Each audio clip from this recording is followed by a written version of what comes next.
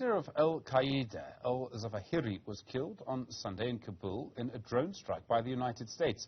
Al-Zawahiri was named by the US as one of the masterminds of the 9/11 attacks.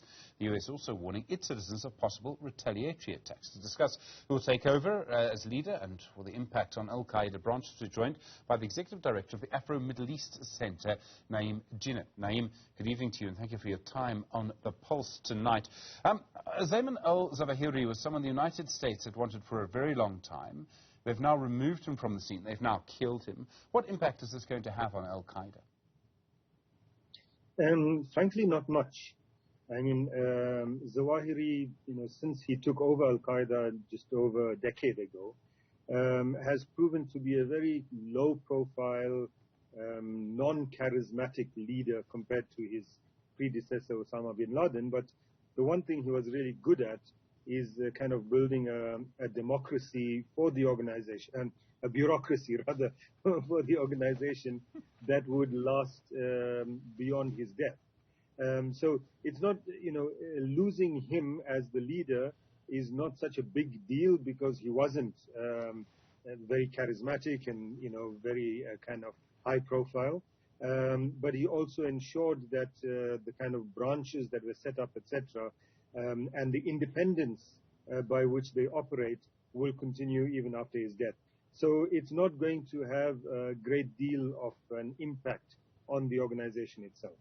The way that Al-Qaeda works, how is it organized? It seems to have different pockets that operate, I mean, from where I sit, almost independently of each other. I don't know how true that is. It's very true. I mean, very different from, for example, ISIS, which is very hierarchical and command and control kind of structures. With ISIS, I mean, with Al-Qaeda, remember also the meaning of the word Al-Qaeda means the base. This is how it was conceptualized by Osama bin Laden as the base where groups from various parts of the world might come, be trained, and then go back and do whatever they need to do, wherever they need to do it. After Zawahiri took over, he kind of strengthened that kind of a position, so that local branches not only were strengthened in terms of the independence, but they were also given a lot of leeway in terms of who they worked with, who they cooperated with. In some places they might work with governments, in other places with other role players, etc. And so there wasn't a great deal of reliance in the past decade on a kind of central leadership structure. And so many commentators have used the term franchising to describe Al-Qaeda, which I think is a fair term. And that's why I say that his death is not going to have that much of an impact, because these groups, or these franchises, if you like, operate quite independently by themselves.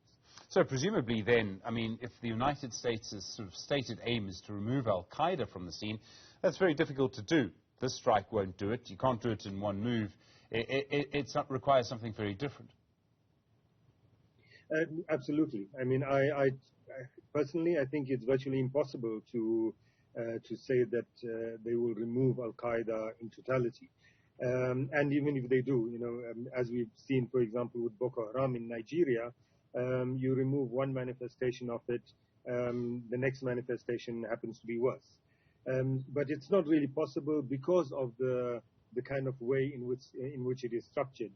You can remove the head, if you like, not only Zawahiri, but even those around him, and the rest of the organization will happily continue operating as it did, because it's not reliant on that head. Does Al-Qaeda try and respond to this? I mean, could this lead to retaliation by Al-Qaeda? The United States does what it did this week again, and we have another cycle of this violence? I don't think so. I mean, partly because of this kind of independent way in which they operate, partly because in the past 10 years there's been, because of Zawahiri's leadership style, or lack of it, some might say, kind of distance created between him and the various activists and branches, whatever. So his death is not going to be as emotional for members and branches around the world as, for example, the death of Osama bin Laden was.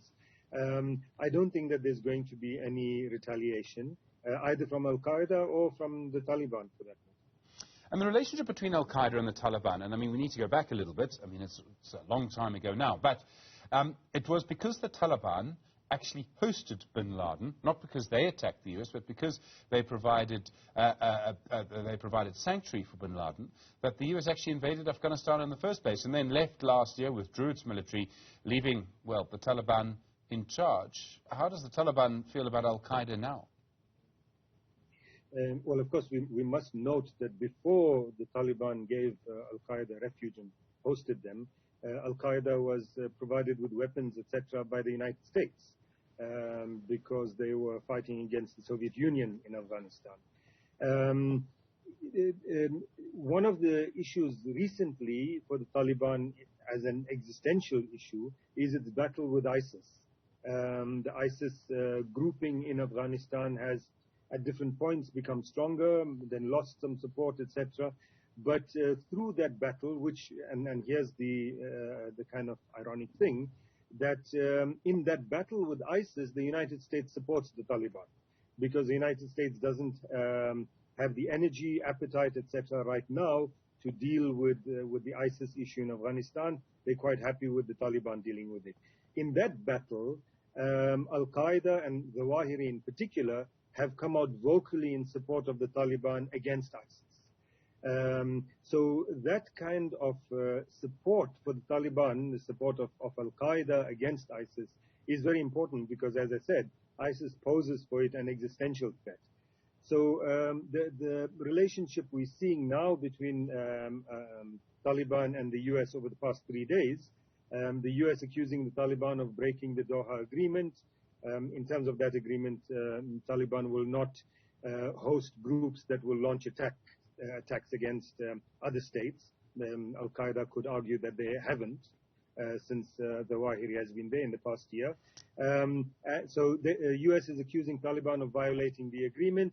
Taliban is accusing the US of violating the same agreement because they violated Afghan sovereignty and went in without consulting with the Taliban, etc. At the end of it, this will last for another 2 weeks. Both of those parties need each other, frankly, and that'll die down. Naéem, thanks very much indeed. Really appreciate it. Naéem Jeenah is director of the Afro-Middle East CEntre.